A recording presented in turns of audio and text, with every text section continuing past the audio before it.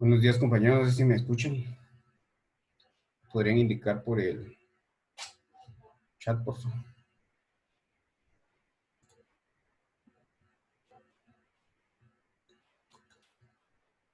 Muy bien. Entonces, esperar otro par de minutos en lo que los demás, a ver si alguien más se conecta.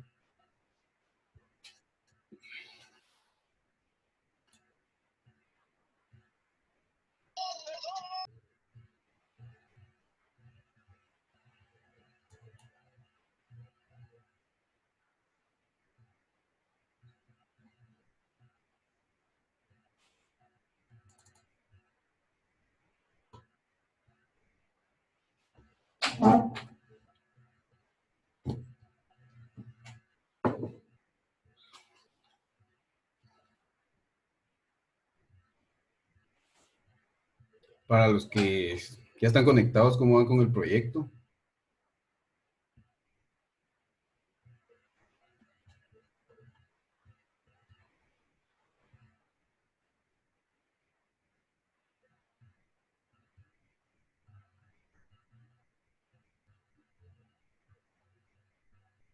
Bueno, ahí hay un compañero que dice que casi terminaba, entonces creo que el tiempo, ya van dos. El tiempo fue bastante y más tomando en cuenta que estos días no nos estuvimos yendo a la U y todo eso, ¿va? Entonces, estamos 23, creo que el 25 se entrega, ¿vale? Les quedan 23, 24, 25, como 2 días y medio más o menos. El 26, la verdad no me acuerdo qué fecha dice en el enunciado, pero aprovechemos lo más que se pueda el tiempo porque no va a haber prórroga, mucha. Entonces vamos a comenzar para quitarles el menor tiempo posible para que puedan trabajar en el proyecto. Eh, no sé si ya vieron en el programa que ya casi terminamos, si no es que ya terminamos los temas de, que deberíamos tocar en el laboratorio. Entonces, si no estoy mal, hoy estaríamos, si no es con el último, con uno de los últimos temas, ¿no? Eh, ¿Pueden bloquear sus micrófonos, por favor? Muy bien, vamos a iniciar. Eh,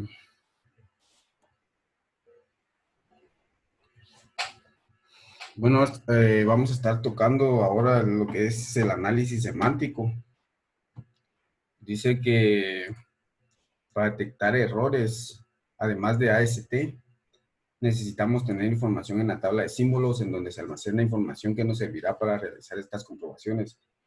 Como vimos en, como vimos en los, como vimos en la fase, cada una de las fases del compilador, o sea, son dos fases, la fase de síntesis y la de análisis.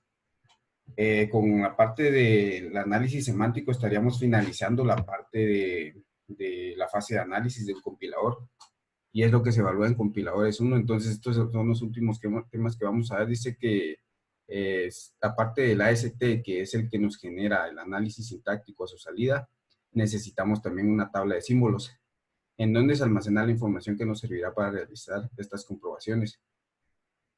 Nosotros necesitamos el AST para recorrer y generar acciones en nuestras, bueno, en este caso sería nuestro intérprete, que es el que vamos a hacer acá. Y también necesitamos ayuda de la tabla de símbolos. Entonces, estos dos elementos son muy importantes. Adicional, sería un control de errores, que es otra parte importante del compilador. Dice la comprobación de tipo, se compara una variable, que una variable se puede con su mismo tipo o con tipos compatibles, de lo contrario es un error. Esto puede ser en declaraciones, asignaciones o uso de la variable como expresión. Esto creo que lo tenemos claro, ¿va, mucha? Porque cuando nosotros, por ejemplo, estamos trabajando en Java o cualquier otro lenguaje que sea tipado, nosotros si declaramos una variable de tipo int, entonces tenemos que asignarle valores únicamente de tipo int. Si nosotros le metemos a una variable de tipo int, le asignamos una expresión de, digamos, una cadena, nos va a tirar error, ¿va? Sí, léxicamente está bien y sintácticamente está bien, pero semánticamente no. Entonces aquí entra la comprobación de tipos, es lo que nosotros hacemos, comparamos los tipos, que sea la expresión que se está asignando sea el mismo tipo que se le asignó al inicio en la declaración de la variable eh, y todo lo relacionado, ¿no? Eh, ¿De qué rama? Bueno, dudas del proyecto voy a contestar al finalizar. Como les dije, vamos a intentar terminar lo más rápido que podamos, así les contesto dudas del proyecto y van a trabajar, ¿va? Dice, con la tabla de símbolos, son estructuras de datos que utilizan los compiladores para guardar información acerca de las construcciones de un programa fuente. La información se recolecta en forma incremental mediante fases de análisis de un compilador y las fases de síntesis. La utiliza para generar el código intermedio y posteriormente el código objeto. Las entradas de la tabla de símbolos contienen información acerca de un identificador como su cadena de caracteres o su lexema, su tipo, su posición en memoria y cualquier otra información relevante. Por lo general, las tablas de símbolos necesitan soportar varias declaraciones del mismo identificador dentro de un programa. Bueno, ahorita les explico bien eso. En los lenguajes de programación, la tabla sirve para almacenar las variables para poder hacer uso de información a lo largo de la ejecución de un programa. Es importante tener en cuenta que en algunos lenguajes de programación se manejan ámbitos, por lo que cuando existen variables con el mismo nombre en ámbitos diferentes no existen conflictos. En caso contrario, sí es un error. La forma de implementar una tabla de símbolos es crear una lista o pila que contenga los símbolos u objetos que vamos a almacenar. Hay que tener en cuenta que siempre existe un ámbito global en donde se almacenan todas las variables globales de un segmento de código. Cuando se entra en un nuevo ámbito, generalmente un ámbito en una función se apila una nueva tabla de símbolos donde se almacenan las variables para un ámbito local. Al salir de dicho ámbito se desapila quedando de nuevo el ámbito global.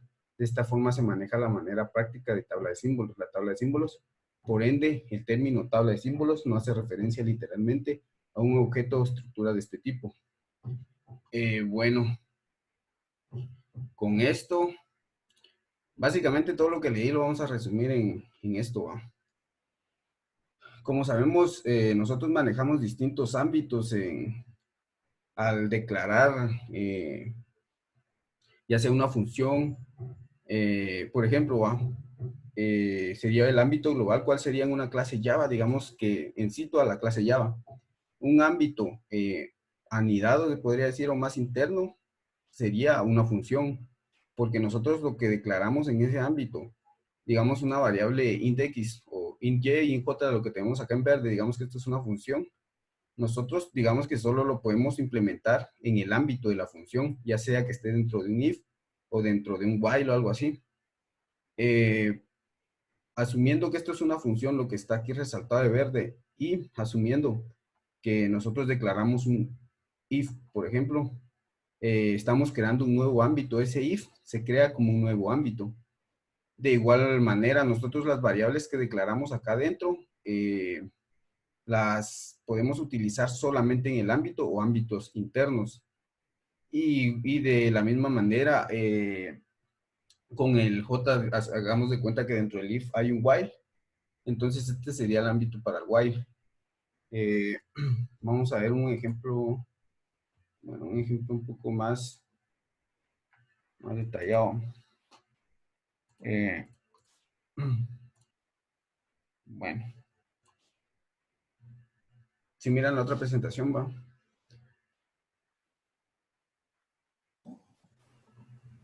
Bueno, muy bien. Entonces, básicamente, ¿qué es la tabla de símbolos? Ahí hacía referencia a una pila o una lista, en donde nosotros cómo vamos a manejar la tabla de símbolos. cada uno de lo que del, las tablas que miramos acá, el B sub 0, B sub 1, B sub 2, son, son objetos de tabla de símbolo. ¿Qué contiene este objeto tabla símbolo? Contiene una lista de símbolos. Entonces, la tabla de símbolos se puede decir que es un objeto que contiene dentro una lista de símbolos. Adicional, como podemos ver, estas tablas tienen que estar enlazadas. Normalmente es con la anterior, podríamos agregarle un puntero a la que se declara posteriormente, pero creo que no nos sirve de nada. Entonces, por ejemplo, nosotros declaramos en B sub 0 sería nuestra tabla global, B sub 1 sería nuestra tabla en una función y B sub 2 sería una sentencia if, variables de una sentencia if. Entonces nosotros vamos creando nuevos ámbitos mientras nos vamos metiendo más en los entornos. Entonces, para ver bien qué son los ámbitos, por ejemplo, acá podemos ver que tenemos el main, el cual contiene varios ámbitos. El main completo es un ámbito, es nuestro ámbito B1, el más externo, en donde nosotros tenemos declaradas dos variables. Adicional a eso, tenemos un ámbito B2, en donde tenemos nosotros asignado otra variable. Podemos hacer de cuenta que este es un if-else, y tenemos un ámbito para el B3 y otro ámbito para el B4. Estos ámbitos, perdón, ya, estos ámbitos son totalmente independientes en el caso del B3 y el B4. Por lo cual nosotros podemos hacer uso de las variables, en este caso el B igual a 2 del ámbito B2, para utilizarlas dentro de nuestro ámbito B3 y B4, pero nosotros no podemos utilizar variables del ámbito B3, ya sea en B2 o en B4, porque son ámbitos distintos. Digamos que nosotros en B1 tenemos una tabla de símbolos general, en B2 tenemos otra tabla de símbolos, la cual está enlazada a su anterior, que sería B1. Entonces nosotros, a partir de esto, podemos utilizar las variables que tiene nuestro ámbito o nuestro ámbito superior, que sería B1. En este caso, nosotros con B2 a cada B2 igual, le podríamos asignar, en el ámbito B2, le podríamos asignar el A más B, en donde obtendría las variables o los valores del ámbito B1. ¿Sí se entendió esto? ¿Ah? Bueno, vamos a verlo aquí con la tabla de símbolos. Como vemos acá, nosotros podemos decir que B sub 0 es nuestro ámbito global, les decía en la primera presentación, en donde estaría fuera el main. Adicional, nosotros tenemos ámbito B1, crearíamos una nueva lista, como tenemos acá en B1, para el ámbito B1, una nueva lista para el ámbito B2, perdón, una nueva tabla para el ámbito B2 e incluir ahí todas sus variables. Entonces, así tenemos que manejar nosotros la tabla de símbolos y los ámbitos. Alguien podría decir que es mejor, o sea, en implementación ya cada quien mira qué es lo que mejor le parece. Alguien podría implementar una linked list o un hash map o alguna estructura o incluso una pila también como, o sea, ya es cuestión del estudiante, ¿va? O del programador, ver qué es lo que va, cómo va a manejar este tipo de estructuras o la tabla de símbolos. Más que todo, vamos a ver esto en un ejemplo en el ejemplo que les estaba mencionando, lo vamos a ver más adelante. Dice, ahora vamos con las definiciones dirigidas por la sintaxis. Dice, es aquella, o no sé si hay preguntas o algo sobre la tabla de símbolos y los entornos, antes de pasar al siguiente tema.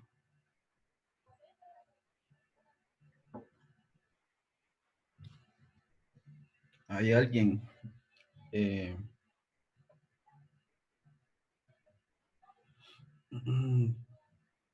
bueno, si tienen dudas, escríbanlas ahí.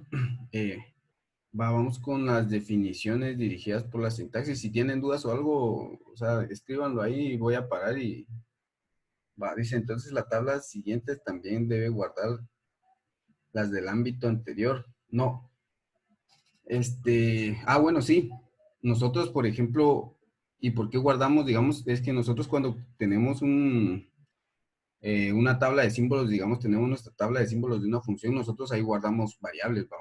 Y creamos un if dentro de la función, tenemos que crear un nuevo ámbito y una nueva tabla, pero esa nueva tabla no va a contener los ámbitos o perdón, las variables del ámbito anterior. Eh, entonces, nosotros, ¿qué es lo que tenemos que hacer? Como esa nueva tabla que se creó en el if, digamos, salimos del if y nosotros ya no necesitamos esa tabla, nosotros, digamos, descartamos esa tabla. Entonces, nosotros solo generamos un apuntador a la anterior, a nuestra tabla anterior. En este caso, el ámbito del if o la tabla del if apuntaría a la tabla de la función. Entonces, si nosotros, por ejemplo, no encontramos una variable en nuestro ámbito actual, entonces ese apuntador nos lleva al ámbito superior a buscar la variable en caso de que nosotros no la encontremos. Entonces, digamos que para eso es que digamos, el ámbito actual apunta siempre al ámbito anterior. No sé si me entendieron o me entendiste. Va. Igual como les digo, creo que se ve mejor en código, entonces, si no lo hacemos hoy, la otra semana sí ya empezaríamos a hacerlo de la tabla de símbolos y los ámbitos. Bueno, si no hay otra pregunta, entonces vamos a seguir con la presentación. Dice definición dirigida por la sintaxis, es aquella que involucra una gramática libre del contexto, posee atributos asociados a símbolos gramaticales, posee reglas semánticas asociadas a las producciones o acciones semánticas. Entonces decimos que los símbolos gramaticales poseen atributos de forma que si un símbolo de nuestra gramática le podemos asociar un atributo, los atributos asociados a los símbolos pueden ser sintetizados o heredados. Los terminales no poseen atributos sintetizados. Los terminales solo poseen atributos sintetizados. Yo creo que ahorita no se entiende bien esto, pero ahorita vamos a ver un ejemplo. Eh, Bueno, primero tenemos que entender el concepto de qué es un atributo sintetizado y un atributo heredado. Nosotros cuando estamos con nuestro árbol de sintaxis, árbol sintáctico, nosotros tenemos nodos padre y nodos hijo, ¿va? Donde, por ejemplo, podríamos considerar a que aquí el hijo es un ID y el padre es el no terminal. Entonces dice que es el tipo de atributo que puede pasar su valor o valores únicamente al padre. Son adecuados para los analizadores ascendentes. Eh, y ahora vamos con los atributos heredados. Dice, es un tipo de atributo que puede pasar su valor o valores a su hijo, a sus hijos o hermanos. Son adecuados para los analizadores descendentes. Entonces, por ejemplo, acá si nosotros tenemos un dato del padre que necesitamos utilizar en el hijo, nosotros se lo podemos heredar a cualquiera de los dos hijos. Eh, en este caso, dice que también puede pasar los valores a sus hermanos. ¿Qué quiere decir esto? Que nosotros vamos hacia el hijo, eh, obtenemos el valor, lo retornamos al padre y el padre lo manda al nodo hermano. Entonces, básicamente esa es la diferencia entre un atributo sintetizado, es el que solo pasa los valores del hijo al padre, mientras el atributo heredado pasa los valores de los padres a los hijos o entre hermanos, ¿va? ¿Sí comprendieron bien la diferencia?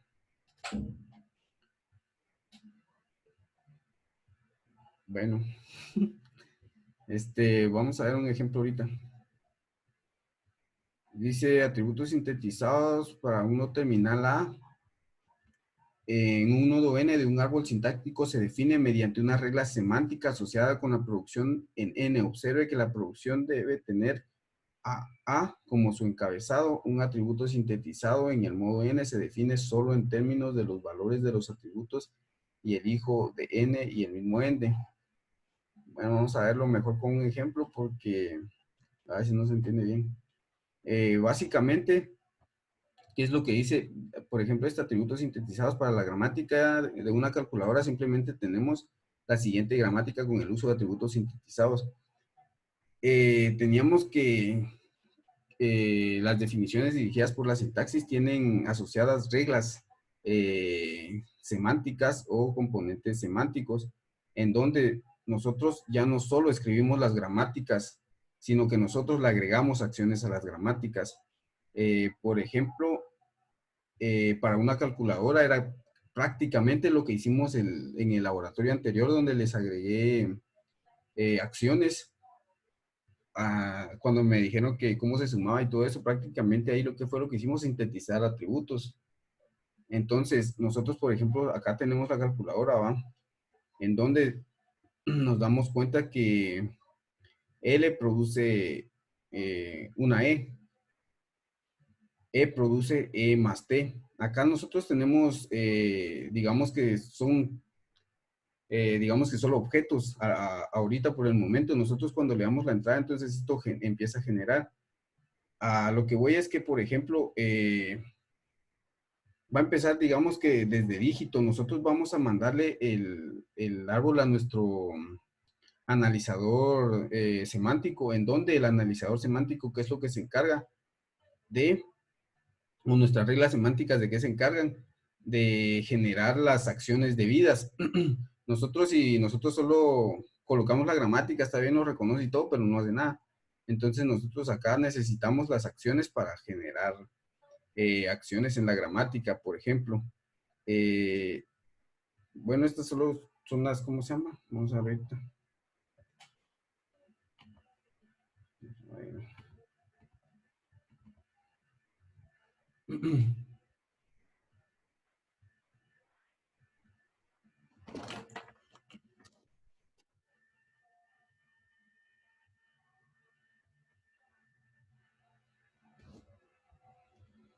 Bueno, los atributos sintetizados vamos a utilizar la entrada 1 más 3 por 4, en donde vamos a generar las acciones para eso. Como podemos ver en la gramática, nosotros tenemos las reglas semánticas asociadas a cada una de las producciones. Para f dígito, que es lo único que vamos a hacer, solo devolvernos el valor del número. Acá le asignamos a nuestro no terminal el f.val. El dígito, vamos a asumir que este punto val es un número, es una variable de tipo int dentro del objeto f. Entonces vamos a f.val, le asignamos el dígito y ¿qué pasa? Entonces el f.val se va más hacia arriba. ¿Qué es lo que hace? Dice que f.val puede traer o dígito o anidado, digamos, más operaciones por una producción E, en donde esa E nosotros no necesitamos realizar ninguna acción ahí, por lo cual nosotros solo asignamos el valor que trae E.val, se lo asignamos al valor de F.val para subirlo. De igual manera, en T, que produce F, no necesitamos ninguna acción para esta producción. Entonces nosotros solo retornamos el valor que trae nuestra producción que estamos sintetizando. En caso la que está sintetizando sería, la que está devolviendo el valor sintetizado sería F. Y la que va a sintetizar el valor o lo va a mandar hacia el padre sería T. Ya ahora casi colocamos una acción en el caso de T produce T por F. Tengamos en cuenta, bueno, acá se diferencia por T y T sub 1, en donde T sub 1 es la producción que está multiplicando por el F. Entonces nosotros, ¿qué es lo que necesitamos en esta producción? Es multiplicar el valor. Entonces a T.val nosotros le vamos a asignar el T1.val, que es esa producción T me retorna un valor, ya tiene que traer un valor cuando pasa por ahí, multiplicado por F.val, que de igual manera cuando pasa por ahí, o sea, ya va a traer sintetizado un valor. Entonces lo multiplica y se lo asignamos a T.val. Ese T.val, digamos que puede ya sea llegar acá al E.val, la primera producción donde está sumando, o la segunda producción donde solo está retornando un valor. En donde igual aquí en E que produce T, solo la única acción que tendríamos que hacer es subir el valor de nuestro E.val. De igual manera que con la multiplicación aquí E produce E sub 1 más T. Nosotros acá tenemos, o sea, asumimos que ya en E sub 1 punto val ya trae un valor, igual en T sub 1 punto val, de igual manera trae un valor, entonces nosotros esos valores los sumamos y de igual manera se los asignamos a E punto val, a nuestro no terminal que está antes de la flecha, y lo sintetizamos para que al final el L punto val traiga o obtenga el valor que traía la producción e.val. Entonces, para nuestra entrada 1 más 3 por 4, básicamente nos queda un árbol así, en donde nosotros dijimos que los atributos sintetizados solo mandan información de los hijos al padre, en donde yo les decía que, por ejemplo, en las primeras, que es f.dígito, las que están más abajo, nosotros vamos a sintetizar el valor, por lo cual, ¿qué es lo que hacemos acá en f que produce dígito? Dice que es f.val, igual solo le asignamos el dígito. Entonces nosotros en nuestras producciones f tendríamos solo esto, el f.al igual a 4, como se ve en el nodo donde está 4. Por el contrario, o sea, sí, por el contrario, cuando nosotros operamos, nosotros, si nos damos cuenta, siempre en la multiplicación de 3 por 4, nosotros el 13 lo sintetizamos a f, el f, que en este caso iría a la producción T, reduciría la producción T que produce solo f, entonces nosotros sintetizamos el valor a T. Esto llegaría hasta la producción donde T produce T por F. Entonces nosotros acá ya sabemos que nosotros tenemos los valores ya sintetizados de T en T sub 1. Ya tendríamos el valor de 3 por el valor de 4 que ya vendría sintetizado en F.val. Nosotros esa operación la realizamos como tenemos ahí sobre el ataque que dice T.val igual a T sub 1.val por F.val. Entonces nosotros de aquí ya obtenemos el resultado de la operación y nosotros lo sintetizamos nuevamente hacia la E, en donde ya encontramos una suma. También y de la misma manera operamos la suma y este valor ya lo sintetizamos hasta arriba, en donde nosotros al final ya deberíamos de tener el resultado, que en este caso creo que 4 por 3, 12, 13 sería el resultado. No sé si me entendieron o no para pasar a los atributos heredados con el otro ejemplo. Entonces, si no me entendieron, es momento de hacer preguntas.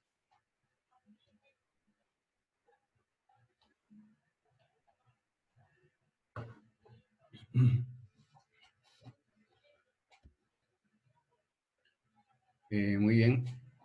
Entonces vamos a continuar.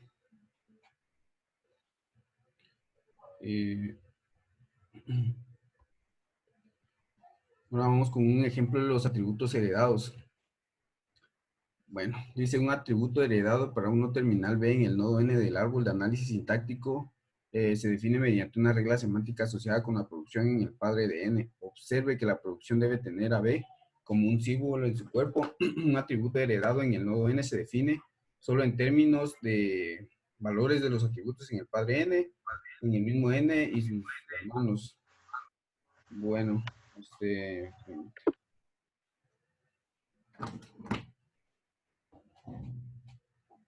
miremoslo más, o sea, miremoslo mejor con un ejemplo. Dice, para una gramática que puede reconocer un tipo básico, un tipo de arreglo. Bueno, a diferencia de los atributos sintetizados, los heredados los podemos pasar al hermano. ¿Qué quiere decir, por ejemplo, acá? Vamos a verlo con ejemplo. Bueno, esto básicamente nos reconoce una entrada en donde puede venir ya sea un int float seguido de varias llaves con números dentro. Algo como una asignación a un arreglo. Entonces nosotros, ¿qué es lo que queremos concatenar? Llevar el tipo hacia el último arreglo o la última posición del arreglo para luego asignarle cada uno de las dimensiones del arreglo. En caso de nuestra producción B que produce C, nosotros, bueno, acá a los que tienen T.T, los vamos a llamar atributos sintetizados, mientras que a los que tienen C.B les vamos a agregar o los vamos a llamar atributos heredados. Permítanme.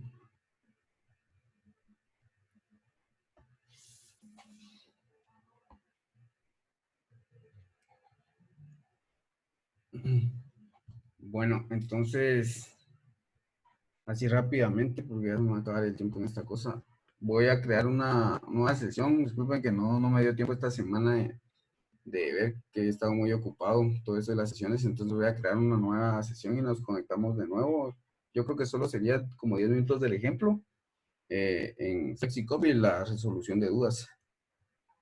Bueno, dice atributos heredados. Entonces les voy a publicar el link en un rato cuando me desconecte esta cosa, que como en unos 10 minutos. Va. Atributos heredados dice que int, bueno, int sintetiza hacia B y esa B, o sea, cuando nosotros sintetizamos a B, nosotros en nuestra producción T ya tenemos el valor de B. En este caso nosotros lo heredamos, se lo heredamos al valor a la producción C, perdón, creo que acá no se ve tan claro, entonces vamos a utilizar la otra presentación.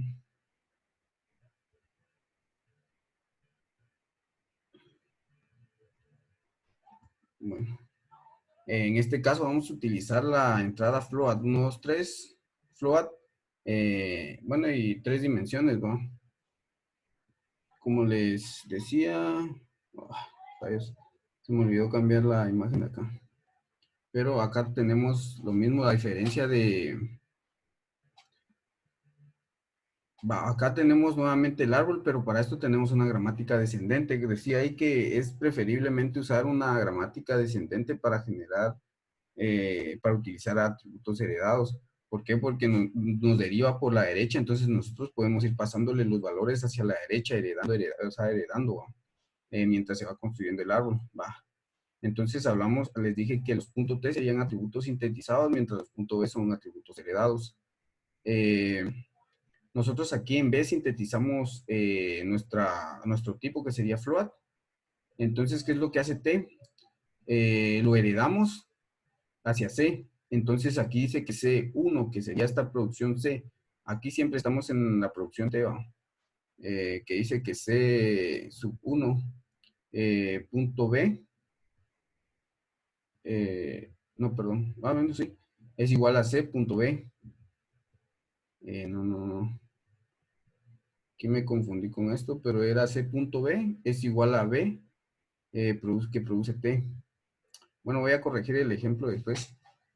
La cuestión está en que aquí nosotros vamos heredando en el punto B, vamos heredando el tipo, que es lo que nosotros asignamos desde acá, el C punto B, que es lo que contiene el B punto tipo.